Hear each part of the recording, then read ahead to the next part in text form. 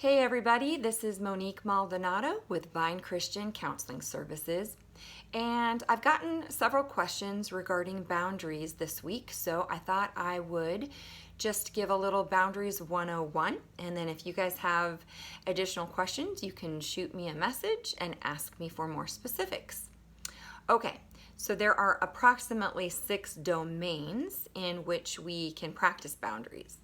And those are physical, emotional, time, sexual boundaries, intellectual boundaries, and material boundaries. So those are about 6, and I'll briefly describe each of those. Okay, so physical boundaries is literally what your physical needs are. So that could be personal space, how close someone approaches you or stands next to you. It can be your comfort level with touch. It can be your need for food, for rest and water, etc. So basically, we all have unique needs and nobody gets to determine what those are.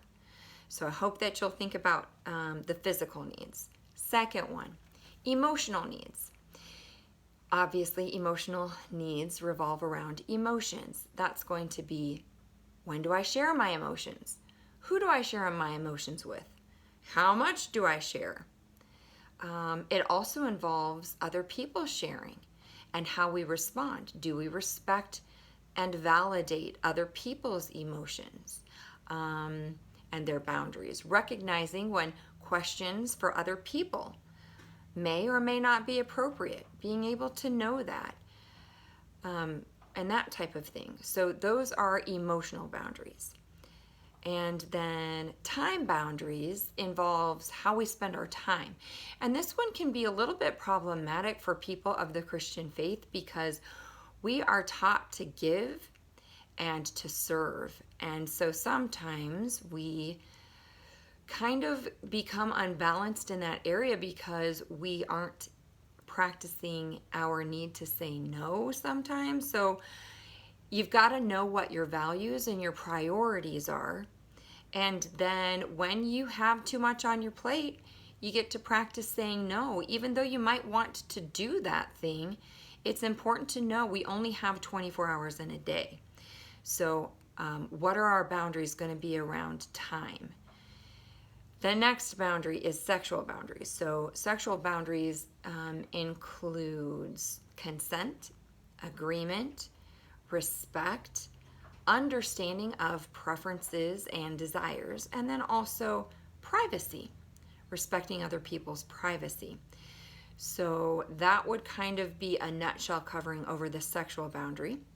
And then intellectual boundaries is going to include intellect, like your thoughts and ideas. It can include curiosity, and hopefully we're respecting these attributes of ourselves, and that other people are respecting those attributes in us as well. And then we're also respecting other people's intellectual ideas and thoughts and curiosity. Sometimes our thoughts and ideas are shut down or dismissed or belittled. People who know how to respect intellectual boundaries are those who are willing to dialogue and understand, even if they don't fully agree. Even if they don't agree at all. It's the ability to listen and to respect. And then material boundaries is the last one. So material boundaries is going to be an item or possession like our home, our car, clothing, jewelry, furniture, money, etc. It's healthy to understand that or what you're going to share and what you're not going to share, like for you to know that personally. And then also it's good to know how you want to expect the items that you did share to be returned to you, how they're going to be treated by the people that you share them with. So one thing about boundaries, you guys, is that people teach us sort of how they're going to treat us and how they're going to treat our emotions, our time, our materials, those domains. And so if a person has not proven themselves to be safe with your boundaries, you might want to start a little bit more rigid with them. And as they earn their trust, you give a little bit more. We don't want to be too rigid, which brings me to the next part of this. So there are 3 intensities of boundaries. They are the rigid boundary, the porous boundary, and the permeable boundary. The rigid boundary is way over here, and that's people who don't have a problem saying no.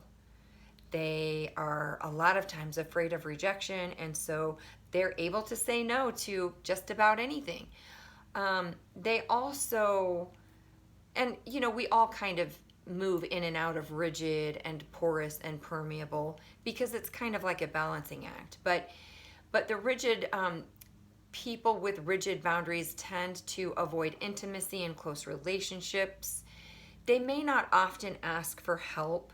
They may seem detached in relationships, and they probably don't want to share much personal information. So those are probably pretty rigid boundaries. On the way other side are the porous boundaries. And people with overall porous boundaries in relationships, they tend to overshare personal information. They often have difficulty saying no to other people. They oftentimes have an overly need to explain and justify their no. And often they're over involved with the problems of other people.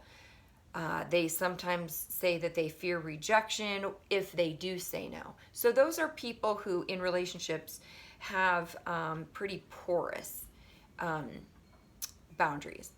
Then there's a really good middle ground, the permeable, meaning it's pretty structured in boundaries, but it's flexible. It can move however it needs to. So permeable boundaries is like people who value their own opinions, but they also value the opinions of others. They share information, but they don't share it too soon, and they don't share it with everybody. They have maybe a select few people that really get to hear all of those really intimate details. They know and understand their personal needs and wants, and they're not afraid to share them with their trusted people, and even with people that just in general.